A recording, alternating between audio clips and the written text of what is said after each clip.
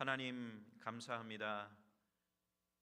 거룩하고 복된 주일 우리를 주님 전으로 인도하심을 감사드리며 이 시간 우리의 예배를 하나님 흠양하여 주시옵소서. 말씀 가운데 임재하시는 주님을 만나게 하여 주시옵소서. 예수님 이름으로 기도합니다. 아멘. 할렐루야. 하나님의 크신 사랑과 은혜가 주일 일부 예배에 참석한 모든 성도들에게 임하시기를 주님의 이름으로 축원드립니다. 네, 우리 옆에 분에게 이렇게 한번 인사했으면 좋겠습니다. 겸손히 하나님만을 섬기시기 바랍니다. 한번 인사하시기 바랍니다. 겸손히 하나님만을 섬기시기 바랍니다. 네, 이번에는 이렇게 한번 해서요. 주님의 이름으로 사랑합니다. 주님의 이름으로 사랑합니다. 네.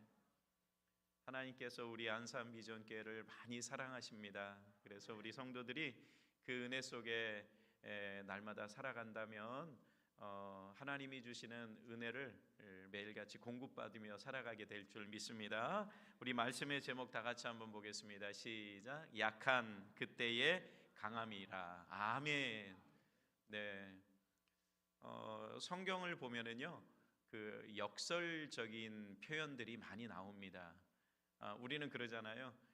대부분 현대를 살아가고 있는 우리 성도들뿐만 아니라 세상 사람들 또 우리 어린 세대들은요, 직설적일 때가 많아요.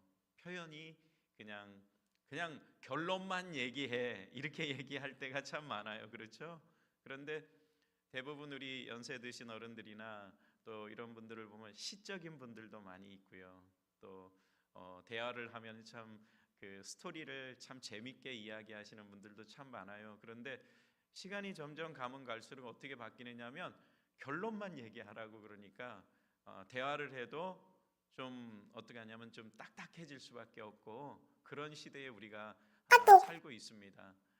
그런데 성경은 어떠냐면 그 내러티브 형식으로 되어 있어요. 많은 부분이요. 그래서 내러티브라고 하는 것이 뭐냐면 이야기 형식이에요. 대부분 또 모세오경이라든가 그리고 또 역사서, 우리 여호수아서부터 나와 있는 성경들은 다 어떻게 되냐면요, 성경 이야기식이에요. 그래서 내러티브 형식으로 되어 있는 성경들을 볼 때는 어떠냐면 참 재밌어요. 꼭 드라마를 보는 것 같이 성경을 보다가 중간에 일이 있어서 덮으면 다음 구절이 궁금하고 그럴 때가 있다고요. 표정이 안 그런데요? 한번 그런 경험을 한번 해보시기 바랍니다.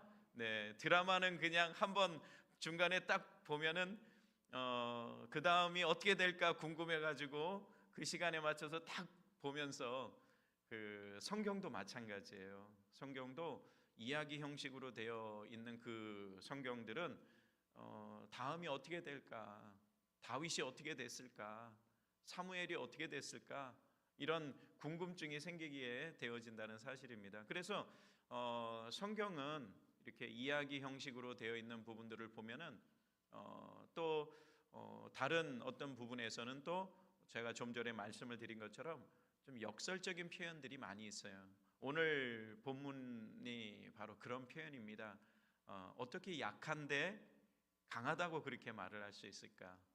그러니까 오늘 현대를 살아가고 있는 사람들에게는 도무지 이해가 안 되는 그런 말일 수도 있습니다. 요즘은 뭐 하기 위해서 살아갑니까? 출세하기 위해서, 돈 벌기 위해서, 또 강해야 된다라고 학교에서 가르치고 그래야 되잖아요. 그러고 있잖아요. 그런데 성경은 지금 오늘 본문에 나와 있는 말씀은 약할 때 어떻게 되어지는 거예요? 강해진다라고 그렇게 가르치고 있어요. 약한 그때의 강함이라. 사랑하는 성도들이여, 성경은 우리 인생을 가리켜서 질그릇의 비유를 하고 있습니다. 고린도후서 4장 7절에 보면은요, 우리 다 같이 한번 읽어보겠습니다. 우리가 시작. 우리가 이 보배를 질그릇에 가졌으니 이는 심히 큰 능력은 하나님께 있고 우리에게 있지 아니함을 알게 하려 함이라. 아멘. 여기 보면요, 우리가 이 보배를요, 보배라고 그랬어요. 우리 보배는 누구십니까? 예수 그리스도예요. 보배를 어디다 가졌어요? 질그릇에 가졌어요. 그리고 또 뭐라고 말했습니까? 이는 심히 큰 능력은, 우리 주님은 어떻습니까? 큰 능력의 하나님이시죠. 그리고 또 여기 말씀 가운데 우리에게 있지 아니함을 알게 하려 함이라. 우리에게 있지 않아요. 그런데 우리 하나님께서 우리에게 주셨어요. 어디에다 주셨느냐면 질그릇과 같은 우리에게 우리 주님이 오셨어요. 그러니까 우리 이 심령들을, 인생을 뭐로 비유했느냐면 질그릇에 이렇게 비유해서 질그릇에 가졌으니 이렇게 말을 했습니다. 사랑하는 성도들이요, 질그릇은 어떻습니까? 무엇으로 만듭니까? 흙으로 만들죠. 이 질그릇은요 잘 깨져요. 그래서 조그만 돌에 튀어도 이 질그릇은 깨지게 되어 있어요. 우리가 마찬가지예요. 우리 심령들이 잘 깨질 수밖에 없고 부서질 수밖에 없어요. 그리고 우리 인생의 재료, 인간의 재료가 뭐로 만들었다고 그럽니까? 성경은요 어떻게 만들어졌다 그래요? 창세기 2장 7절에 보면은 우리를 어떻게 만들었느냐면요, 여호와 하나님이 땅의 흙으로 사람을 지으시고 그 코에 어떻게 했어요? 생기를 그 코에 불어넣으시니 어떻게 됐어요? 생명이 되었다라고 그렇게 말해서, 사람이 바로 어떻게 만들어졌냐면 하나님께서 흙으로 지으시고 만드셔서 그 코에 생명을 부어넣었어요. 생기를 불어넣으셔서 우리가 생명이 됐어요. 살아있는 뭐가 된 거예요? 영이 됐어요. 그러니까 우리 안에는 뭐가 있습니까? 영혼이 있는 거예요. 그래서 우리의 그 몸은, 죽으면 어떻게 되는 거냐면 흙으로 돌아가게 되어 있는 거예요. 그러니까 우리는 질그릇과 같은 인생이고 우리는 먼지 같은 그러한 인생, 안개 같은 인생 속에 우리가 살아가고 있는 그러한 사람들이라는 사실입니다. 성경은 놀랍게도 약한 그때 강하고, 하나님께서는 약한 자를 들어서 강한 자를 어떻게 한다고 그랬냐면 부끄럽게 한다고 그렇게 말씀하고 있습니다. 자, 그러면은 왜 주님께서는 약할 때 강함이 된다고 하십니까? 우리 첫 번째 우리 한번 다 같이 한번 보겠습니다. 시작. 내 능력이 약한 데서 온전하여짐이라 예수님께서 말씀하셨기 때문입니다. 내 능력이 어느 때예요? 약한 데서 온전하게 되어진다라고 누가 말씀하신 거냐면 예수님께서 말씀하셨다는 사실입니다. 오늘 이 말씀은 고린도후서 12장 이 전체 내용을 이해해야 되는 말씀입니다. 고린도후서 말씀은 누가 썼느냐면 사도 바울이 썼어요. 그런데 12장 말씀 속에서 사도 바울은 너무나 큰 경험을 하게 되어지는 거예요. 그리고 또 고린도 교회뿐만 아니라 사도 바울이 복음을 전하러 다니면서 항상 사도 바울이 의심받았던 것이 뭐냐면 사도권에 대한 의심이었어요. 아마도 이 12장처럼 고린도후서 12장처럼 말씀하는 근본적인 이유 역시도 뭐냐면 사도 바울이 자신의 사도권에 대해서 자꾸만 시비를 거는 사람이 있으니까 자신의 어떤 체험을 이야기하고 있어요. 그런데 12장에서 어떤 체험을 했느냐면 12장 2절에 보니까 내가 그리스도 안에 있는 한 사람을 아노니 그는 14년 전에 셋째 하늘에 이끌려 간 자라. 그가 몸 안에 있었는지 몸 밖에 있었는지 나는 모르거니와 하나님은 아시느니라. 지금 어떤 한 사람이 있어요. 한 사람을 아는데, 사도 바울이 아는데 그 사람이 누구냐면 자기 자신인 거예요. 그런데 어떤 큰 경험을 하게 되었느냐면 14년 전에 셋째 하늘에 이끌려 간 자라 그랬어요. 그러니까 하늘을 보고 내려온 거예요. 천국을 보고 온 거예요. 그러니까 얼마나 놀랍습니까? 그런데 여기 말씀 보니까 사도 바울은 7절에 보니까 이렇게 말해요. 여러 계시를 받은 것이 지극히 크므로 그랬어요. 여러 계시를 받은 그 계시가 지극히 커요. 하나님께서 나타내 보여주신 것들이 너무나 크니까 학자들은 그렇게 이야기하는 거예요. 뭐냐면은 사도 바울이 이 마음의 교만함이 있으니까 하나님께서 7절에 뭐예요? 너무 자만하지 않게 하시려고 뭐를 주셨느냐면 내 육체에 뭐요? 가시를 주셨다. 그것은 곧 사탄의 사자를 주셨으니 이렇게 말을 했어요. 사랑하는 성도들이요, 이 사도 바울은 지금 오늘 이 말씀을 전할 때, 지금 오늘 본문의 말씀을 이야기할 때 한 가지 뭐냐면은 그가 본 그 하나님이 보여주신 그 저 하늘의 그 모습을 보고 오고, 그리고 그 마음 속에 교만함이 있었기 때문에 하나님께서는 그 마음 속에 뭐예요? 가시를 주신 것이 있다라고 그렇게 성경은 말하고 있다는 사실입니다. 분명한 것은 내 능력이 약한 데서 온전하여 짐이라라고 그렇게 지금 성경은 우리에게 말씀하고 있는데요. 우리 이 9절 말씀 우리 다시 한번 다 같이 한번 읽어보겠습니다. 9절이요. 시작. 나에게 이르시기를 내 은혜가 내게 족하도다. 이는 내 능력이 약한 데서 온전하여 짐이라 하신지라. 그러므로 도리어 크게 기뻐함으로 나의 여러 약한 것들에 대하여 자랑하리니 이는 그리스도의 능력이 내게 머물게 하려 함이라. 좀 전에도 제가 말씀을 드렸지만 세상 논리하고는 좀 말씀이 좀 다르다라는 것을 느낍니다. 역설적이라고 우리가 말할 수가 있다는 겁니다. 여기 말씀 보니까 나에게 이르시기를 내 은혜가 내게 족하도다 이렇게 말을 하고 있습니다. 그런데 이 말씀은 또 그 8절에 나와 있는 그 내용이 뭐냐면요, 7절에서는 그 자신에게 하나님께서 뭘 주셨냐면 가시를 주셨어요. 그리고 나서 8절에 어떻게 했느냐면 이것이 내게서 떠나가게 하기 위하여 내가 3번 주께 간구하였더니 그렇게 했어요.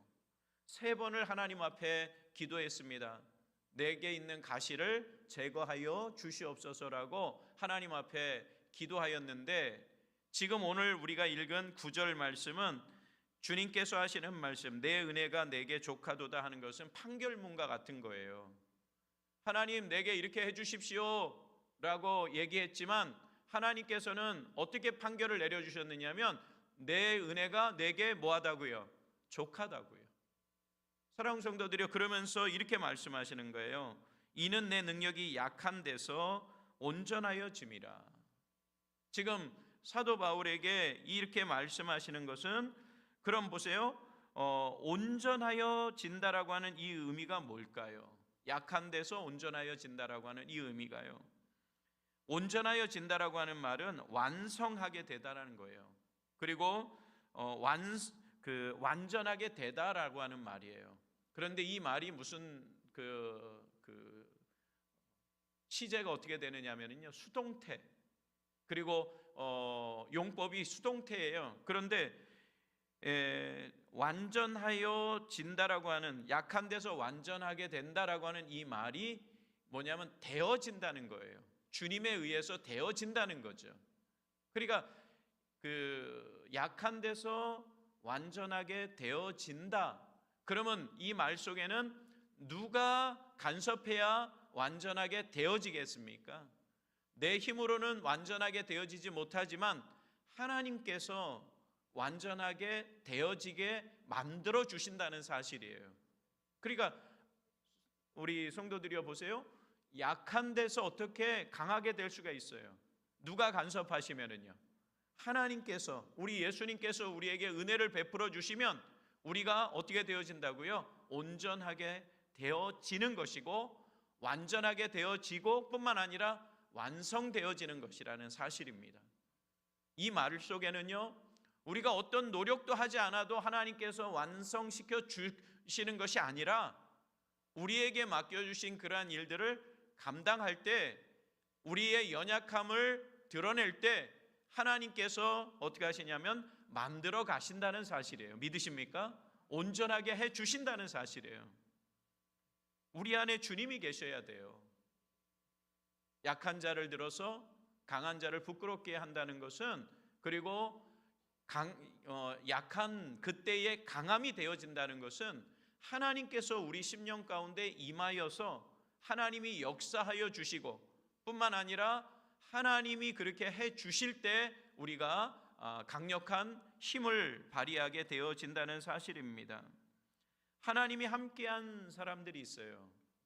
우리 신약 성경에는 그 세례 요한이 있고 구약 시대에는 또 요셉. 저는 그 지난 주 중에 한번 요셉에 대해서 한번 생각을 해봤습니다. 뿐만 아니라 세례 요한에 대해서 한번 얘기를 해봤습니다. 생각을 해봤습니다. 세례 요한을 먼저 한번 이야기하면 그는 마태복음 10장 10절에 보면은 11장 11절에 보면은 그 여인이 낳은 사람들 중에 가장 큰 자라고 그렇게 얘기를 했어요. 그런데 천국에서는 어떤 사람이냐면 가장 작은 자라고 그랬어요. 그리고 이 그 세례 요한은 어떤 사람이냐면 예수님이 이 땅에 오시는 것을 미리 예비한 사람으로 그렇게 소개해주고 있습니다. 그런데 사랑하는 성도들이요, 세례 요한은 강한 자입니까? 약한 자입니까? 어떻게 죽었어요? 헤롯 왕의 생일 때 헤롯 왕이 생일 잔치를 벌이면서 세례 요한은 어디 있었냐면 감옥에 갇혀 있어요. 헤로디아를 아내로 맞은 것에 대해서 그 세례 요한이 비난했어요. 넌 잘못했다라고 했어요. 그런데 헤롯 왕은 이 세례 요한이 하나님이 함께 하시는 자라서 어떻게 하지를 못하고 있었어요. 그런데 헤로디아가 자기 딸이 그 헤롯 왕이 생일을 맞았을 때 춤을 추게 해서 기쁘게 해드리고 났을 때에 나라의 절반이라도 주겠다라고 이렇게 약속을 해요.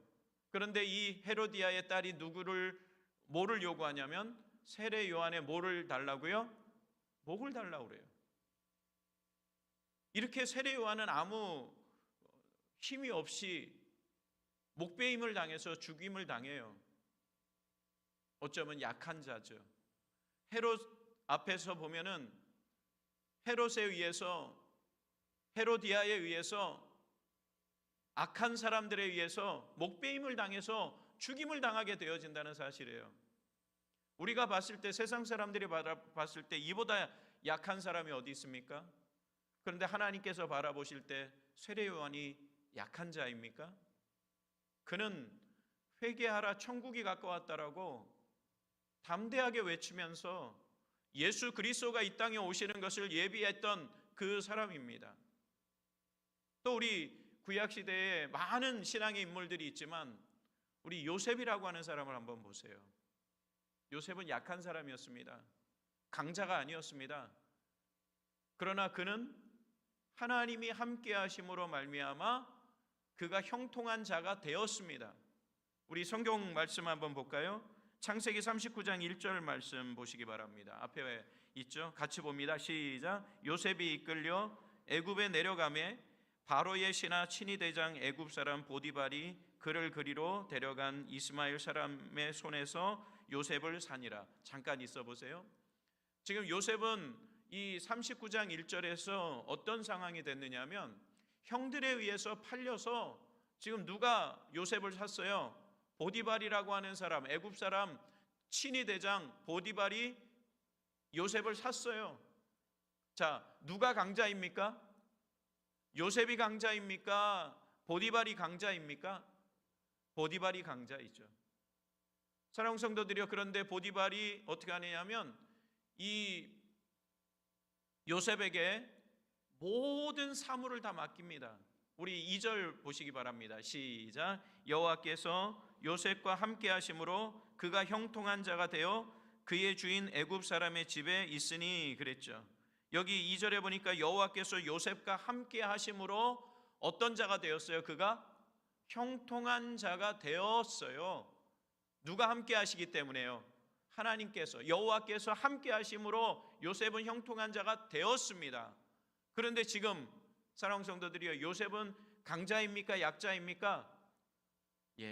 보디발에 비하면 약자이지만 지금 2절 말씀에 보면 하나님께서 요셉을 어떻게 사용하실 것인가를 보여주는 그런 말씀이에요. 예표하는 말씀 아닙니까?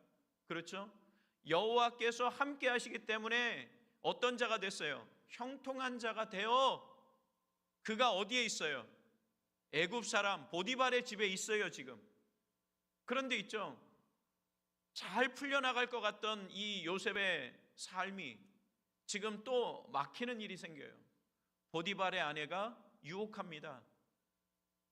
그랬는데 그 유혹을 뿌리치고 옷을 벗고 도망갔더니 이 보디발의 아내가 어떻게 요셉을 모함합니까?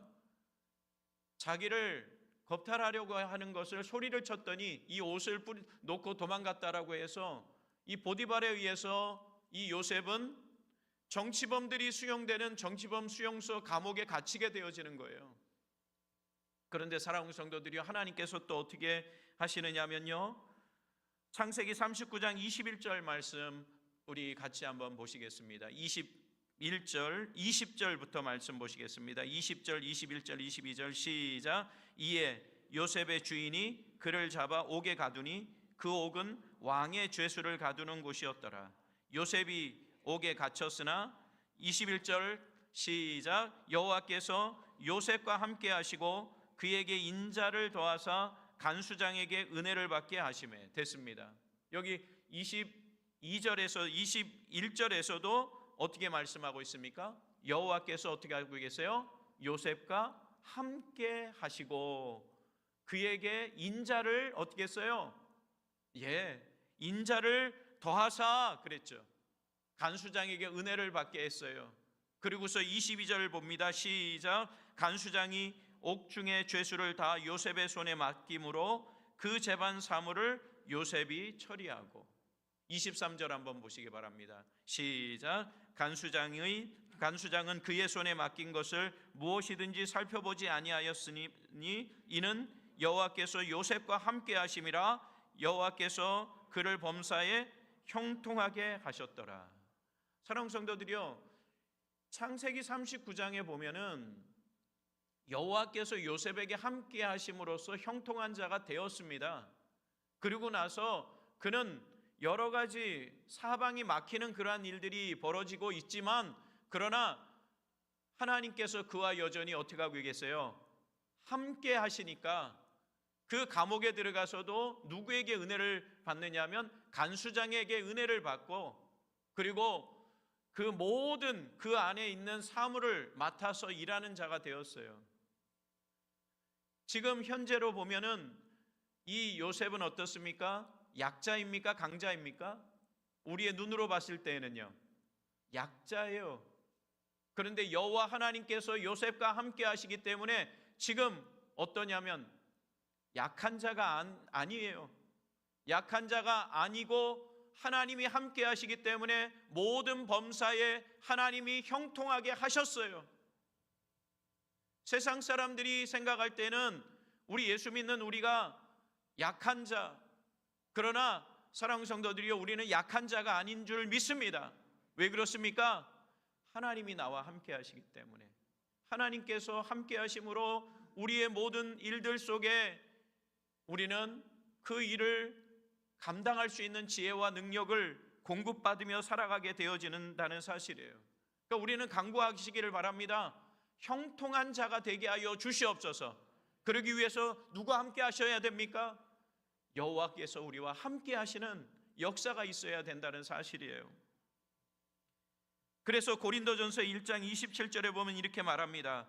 그러나 하나님께서 세상에 미련한 것들을 택하사 지혜 있는 자들을 부끄럽게 하려 하시고 세상에 약한 것들을 택하사 강한 것들을 부끄럽게 하려 하시며. 사랑하는 성도들이요, 우리는 연약합니다. 질그릇과 같아요. 그러나 우리를 하나님의 자녀로 선택해 주셨어요. 하나님의 뜻, 하나님의 은혜로 살아가게 하셨습니다. 그렇기 때문에 우리는 약한 자가 아니라는 거예요.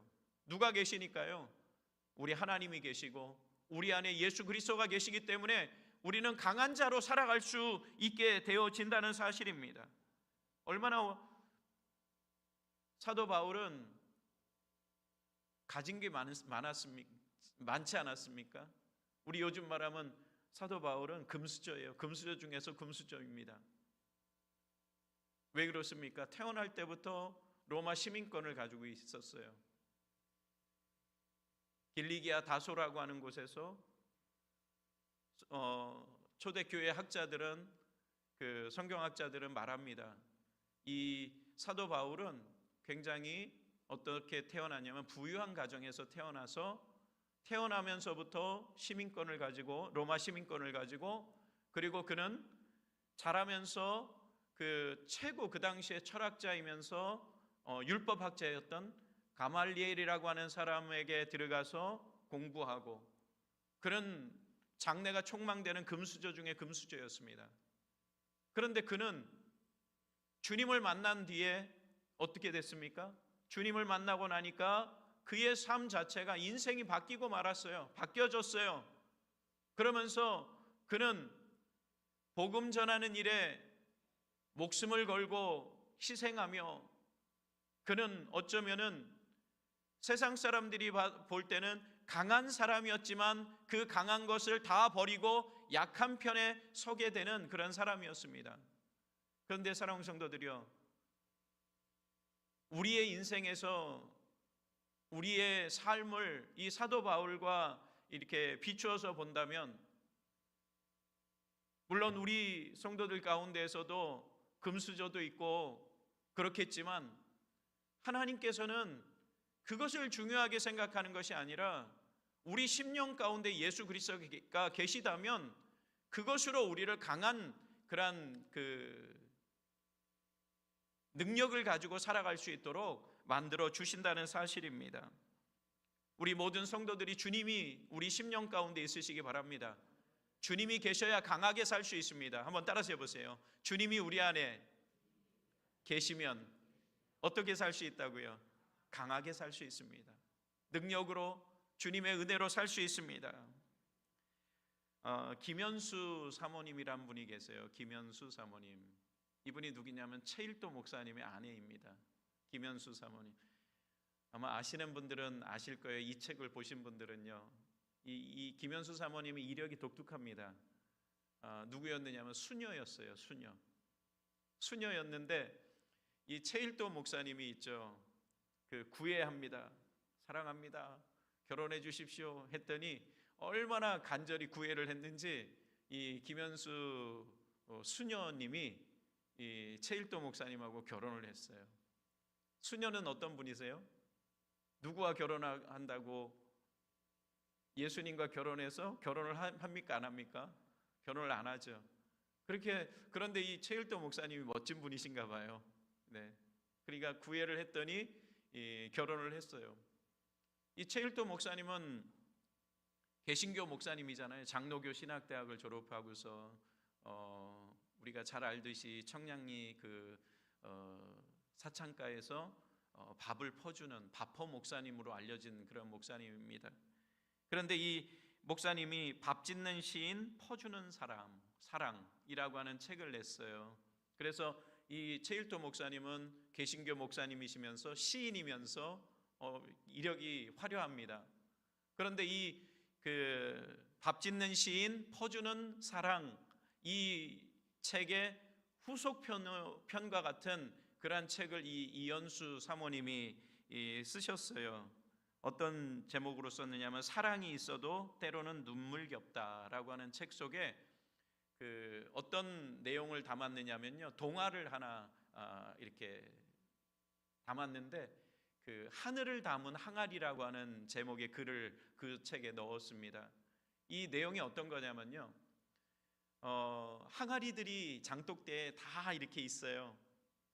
그런데 어떤 항아리에는 그러니까 고추장을 담가 가지고 그 속에 담아 놓고요. 그 항아리도 예쁜 항아리예요. 된장을 담아서 담아 놓고 간장을 담은 항아리들이 아주 예뻐요. 그런데 그 장을 담아 놓은 항아리에는 뚜껑을 다 담아 놨어요. 그런데 그 옆에 보면은 항아리는 항아리지만 그 옆에 있는 항아리들은 아주 예쁘게 되어 있는 항아리인데 이 항아리는 찌그러진 항아리예요. 입도 찌그러졌는데 그러다 보니까 그 항아리 뚜껑도 담을 수가 없어요. 근데 이 찌그러져서 그냥 뻥 뚫려 있는 항아리는 항상 그냥 왜 나는 이렇게 예쁜 항아리로 태어나지 않아서 그 장도 담기고 그 고추장도 담고 된장도 담고 또 간장도 담겨 있는 저 항아리들을 너무 부러워하는 거예요. 그런데 있죠, 어느 날 비가 막 쏟아지더라는 거예요. 근데 그 항아리에 그 뚜껑이 달린 항아리에는 어때요? 빗물이 다 튀겨나가고 그러죠. 근데 이 찌그러진 항아리는 뚜껑이 없으니까 비가 오니까 어때요? 빗물이 다 어느 시간이 지나니까 가득 차더라는 거예요. 항아리는 그 빗물을 맞으면서 서글프게 아니 저 항아리들은 뚜껑이 있어서 비도 안 맞고 좋은데 나는 이게 뭐지 하고 그렇게 자기의 신세 타령도 하고 그럽니다. 그런데 어느 시간이 지나니까 물이 가득 찼어요.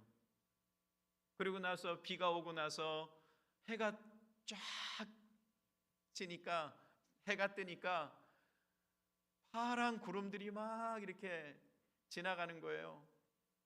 파란 하늘에 하얀 구름들이 지나가는 거예요.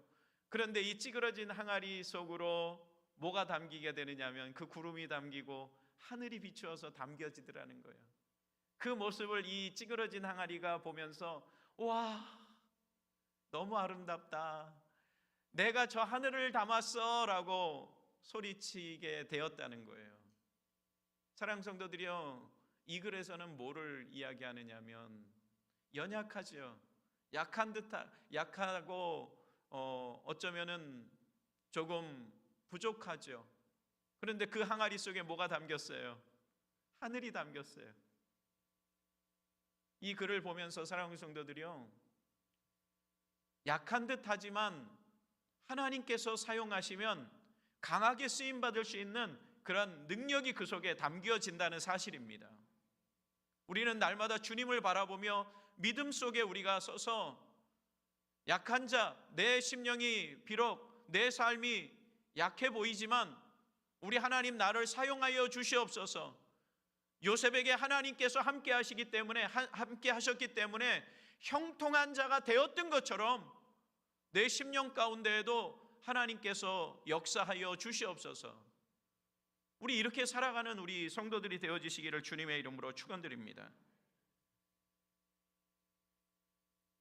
오늘 이 본문 말씀 속에서 그러면 9절 말씀 속에서요, 그러면 왜 우리가 그 약함으로 살아가는 것을 사도 바울이 또 자랑하느냐 하면은요, 여기 보니까 이렇게 되어 있잖아요. 9절에 보면은 나의 그러므로 도리어 크게 기뻐함으로 나의 여러 약한 것들에 대하여 자랑하리니 그랬어요.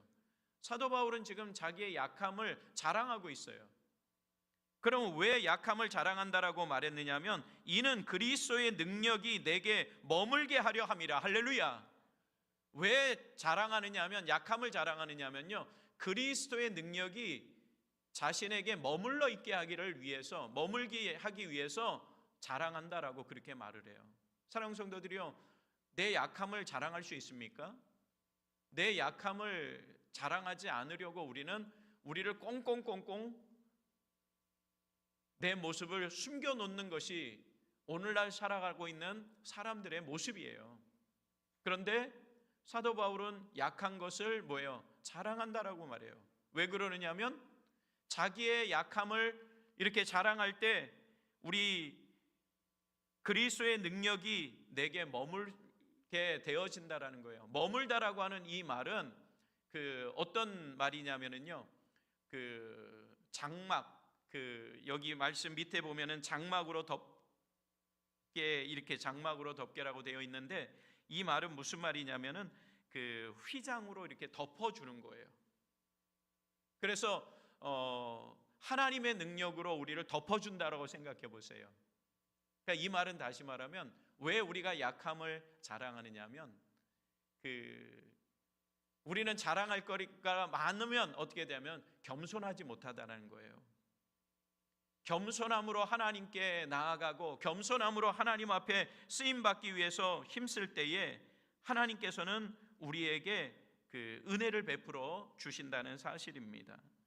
그래서 7절에 보면은 그 고린도후서 12장 7절에 보면 하나님께서 왜 사도 바울에게 육체의 가시를 주고 그리고 사탄의 사자를 주셨으니 이렇게 말을 하냐면 이는 나를 쳐서 너무 자만하지 않게 하려 하심이라고 그렇게 말씀하셨기 때문이에요. 사랑하는 성도들이여, 우리는 약할 때 강함되어 주심을 바라보면서 겸손히 하나님만을 바라보는 그러한 인생의 삶을 살아갈 때에 우리를 들어서 하나님께서 사용하여 주시는 은혜가 임하게 되어지는 줄 믿습니다. 그러니까 우리는요, 낙심할 필요 없어요. 조금 물질이 부족하다고 좀 그 어려운 삶 속에 고난이 있다고 우리는 좌절할 필요가 없어요. 왜냐하면은 하나님께서 우리에게 함께 하시기 때문에 우리가 그 하나님만을 바라보며 믿음으로 서고 믿음으로 살아가면 분명히 하나님께서는 우리를 사용하여 주신다는 사실입니다. 그 은혜를 우리가 날마다 바라보는 우리 성도들 되시기를 주님의 이름으로 축원드립니다. 빌립보서 1장 12절에 보면 이렇게 말합니다. 사도 바울은 있죠.